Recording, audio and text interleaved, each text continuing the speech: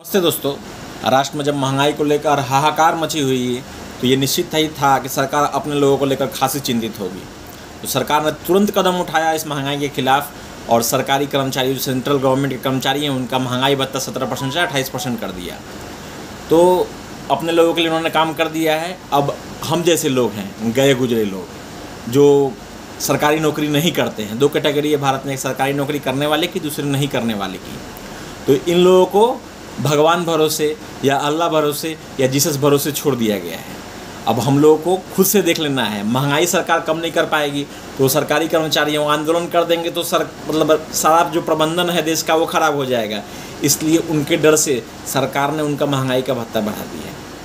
70-80 हज़ार रुपये नॉर्मल आ जाते हैं कुछ कर्मचारियों को, अब उनका थोड़ा और ज़्यादा आ जाएगा। तो उनको बहुत दिक्कत हो रहा था, मगर जो 8,000, 7,000, 12,000 कमाने वाला कर्मचारी है उसको महंगाई से लड़ना है।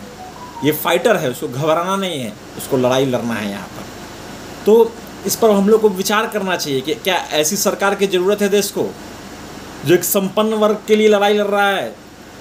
ये ऐसे लोगों से ही डरता है जो इसे डरा सकते हैं। ये जो प्रधानमंत्री नरेंद्र मोदी की सरकार है उन्हीं लोगों से डरता है। जब बैंकर्स ने इन्हें डराया तो ये डरे थे। अब कर्मचारियों का इन्हें पता था कि अब हड़ताल होने वाला है। इन कर्मचारियों के पास एक हथियार है कि ये हड़ताल कर देंगे, सारा प्रबंधन देश का ठप हो जाएगा।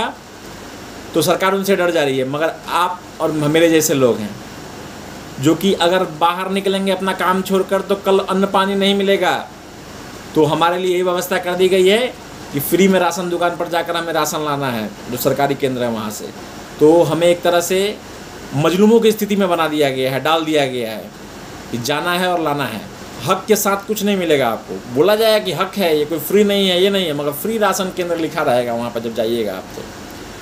तो अब सोचना होगा कि क्या ऐसी सरकार को देश को ज़रूरत है।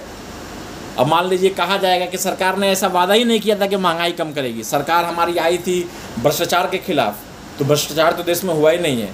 राम मंदिर बनाने का वादा किया था, राम मंदिर बन रहा है। मतलब ऐसी कई सारी बताए, फिर लोग गिनाएंगे कि उज्ज्वला योजना है, देश में विद्युतीकरण हुआ है, जगह जगह जहाँ विद्युत नहीं पहुँचा था वहाँ पहुँचा है। सब कुछ ठीक है, मगर जब अन्न का दाम ही बढ़ जाएगा ना तो भोजन नहीं मिलने से बहुत दिक्कत होता है। पेट्रोल का दाम, तो मैंने पहले वीडियो भी बनाया पेट्रोल के ऊपर कि पेट्रोल का दाम खतरनाक तरीके से बढ़ रहा है।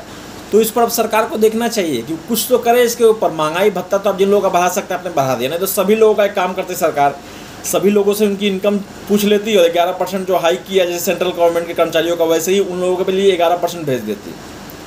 क्योंकि सारे लोग सरकार के लिए ही काम कर रहे हैं। आप वैसे ही नहीं तो इनकम टैक्स छोड़ दीजिए लोगों से। मैं देता हूँ, मैं इनकम टैक्स पेयर हूँ, तो मैं चाहूँगा कि आप इनकम टैक्स इस साल के छोड़ दीजिए। बोले कि महंगाई बहुत ज़्यादा बढ़ा दी है तो आप अब आय पर कर मत दीजिए, तो सही रहेगा कि मुझे नहीं देना पड़े। तो सोचिए, क्या देश को ऐसी सरकार की ज़रूरत है।